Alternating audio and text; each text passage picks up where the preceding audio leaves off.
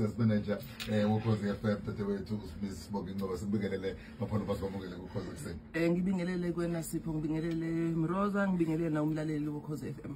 Yeah, ngiyazibona ukuthi kuza wena siyazi. Ngaduma kabuhlungu sengaduma kabuhlungu. Kodwa ngithe angivashele manje kuseni. Sizokhuluma ngodaba nje olusabalele nje ku social media naseyindabeni, kodwa ngoba siyazi ukuthi umlaleli umkhathalele uzanele asize somnikeza iupdate. Uzanele Mbokazi omsakazi wethu wa Sunday eShilo. Siyazi ukuthi bengaphilile kahle, kodwa angithanda ukuthi ngikhulume indaba yomndeni. Ngihamba no Bishop Nkambule, yes. So ngizocela ukuthi kube uyena osinikeze iupdate. Kodwa mhlambe engakangeni kwi-update, mhlawumbe ngidlulise nje amazwi okubonga. Ngiyazi ukuthi abalaleli kade bemgcine emkhulekweni uzanele. Ngithi abaqhubeke, siyabonga kakhulu, nathi la ngaphakathi siyamthandazela kakhulu. Siyamthanda futhi sikhona lana simfisela ukuthi alulame nje ngokusheshsha. Siyabonga kakhulu umphathi. Asibingelele kuBishop, and of course siyabonga kakhulu ukuthi isikhathi uzoba nathi namhlanje sibingelele kuBishop. Siyabonga kakhulu kuwe Sicemeza nakuwe Mroza. Ngiyabingelela futhi nakumphathi Steshi uSibongi. Siyathanda ukumbonga uNkulunkulu noma kunje siphamisela amehlethu siphamisela kuye. Sizokusho ke ukuthi abantu bazi bezwe ngathi bathole first hand information, ngoba sebecalile babuza okunye nokunye ba speculator, sithi abanga speculate bangalokhu becabanga ukuthi kwenze njani.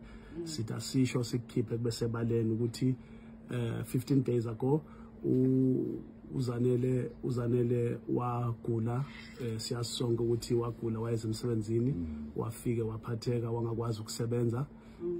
Kwathi ke the following Sunday wabuya wasebenza, kwaseke bayazi she was on air ngoba bayamazi ukuthi uyawuthanda umsebenzi wayesemoyeni, ivoice yahamba esemoyeni. Kwathi ke ngomsombuluko wakhona samthatha sammikisa esibhedlela sawenza ukuchecka ukuthi kwenze njani kahle kahle, ngoba initial makucala bonke abantu bezwa ukuthi wayeshaya isibhobo. Sasikhulekela wasathula sasithi asihlole ukuthi yini engaba semzimbeni enyameni. Sazi sesiyahamba ke siyana esibhedlela. Ungenile ke esibhedlela that last Monday. Ayilo wathi mayefika khona ke abodokotela bamchecka, bamcwaninga, bachecka yonke into, bammixa baze bammixa theater, benza ioperation ukuthi bakwazi ukuthola ukuthi kwenze njani. Base befika ke bethola ke information ukuthi mase bechecka into esifuna ke ukuyazi umphakathi, sase abantu bonke ba South Africa, abalaleli boKhozi, ihlobo, friends and family, nabangani bonke bakuzwe ngathi sikusho. Bathola ukuthi ke une lung cancer, okusho ukuthi ba discover lokho ke ukuthi uzanele une lung cancer. Now sithi ke thina ke njengabantu bakaNkulunkulu siyamthemba uNkulunkulu. Lokhu okufikile ke abantwana bathuke kakhulu, umndeni uthukile, abazalwane abebeloku bekhona besikhulekela, bekhuleka nathi abazalwane nabangani befamily nabakhuzanele bekhuleka kanye nathi, besicinisa bonke bethukile, wonke umuntu uthukile. Sithi ke sithi makunjena thina sazi ukuthi siphakamisela amehlo ethu ezintabeni la usizo lwethu luvela khona. Usizo lwethu luvela kuJehova owenzile izulu nomhlaba. Sithi ke asisho ke lokhu sikubeke bakuzwe abantu bonke, sibonge nemikhuleko, sibonge nesupport esitholile, umthandazo from family, imndeni, abangani, izihlobo nabalaleli boKhozi nabo bonke abantu base South Africa nasemhlabeni abakhathazekile ngozanele Mbokazi, abamthanda kakhulu, abakhathazeke ngaye. Sithi siyakhuleka egameni lika Jesu ukuthi alulame. Siyabonga kinonke ukuseka nokuthi nime kanye nathi ngalesikhathi. Engifuna ke futhi ukusho ukuthi sibonga amabandla nje angikwazi ukuwabalula ngamanye namanye amabandla nabefundisi baphuma bangena bafona bemhlola esibhedlela abanye baflyer from different parts of this country beza bazomhlola balethe umkhuleko sithi siyabonga sicela ke nichubeke nikhuleke nakuyifamily yakhe enkulu ayithanda kakhulu eyaseshilo khona la ikhola ukhosini sithi abanye sizwile ukuthi sebakhe ama prayer groups abanye sebathandaza abomama bayathandaza bamthandazela basenda ama message bekhuleka imikhuleko eminingi siyabonga siphakamisa izandla sisiphakamisela uNkulunkulu sithi siyabonga okugcina ke ngifuna ukusho ukuthi kumcwa kakhulu ukuthi ngisho ukuthi sichubeke sithandaze sicele emphakathini wonke sicele ezweni lonke sicele nakuma media houses ukuthi le statement esisikhiphayo yi statement lesi esi official siyacela ukuthi yona information esoyikhipha siyacela ukuthi banike ifamily iprivacy ukuthi ifamily idile nalesimo ebhekene naso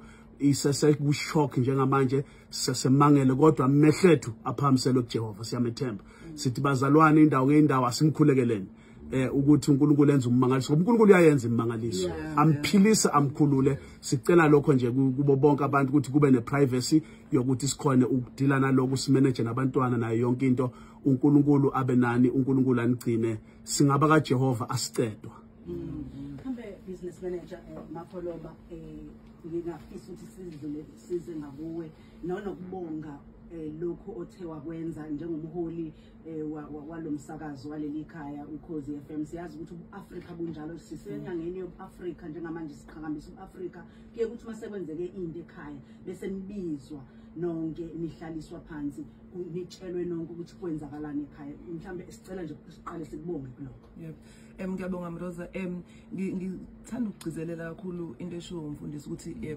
ngiyasihlonipha ifamily ngiyazi ukuthi kwesinye isikhathi it's tempting ukuthi singene ku social media sispekulate sibhale izinto kodwa umndeni usubikile ukuthi kwenzakalani bayicela iprivacy ngeke sikuhloniphe lokho singenza ama speculations sakhe istory ku social media uma isimo sikanje kubalekile ngempela ukuthi abantu sibaseke futhi sikwazi ukuthi sibathumele imikhuleko ukuthi bakwazi baqine badlule empini kanje bengadili nezinye izinto ezingekho around situation so ngiyacela ukuthi sibahloniphe njengoba bacela iprivacy futhi singa speculate ku social media I think umbishop usefikile wayisho indaba njengoba injalo akukho okunye okushodayo lana I think siyabonga kakhulu ukuthi nize nizosicacisela ngiyabonga kakhulu akukho kunye okushoda kulo ngushilo engingakeda ukuthi i-information bazoyithola epagini lika Zanele Mbokazi on social media platforms baphinde bathole i-statement sengisho abazofuna i-statement information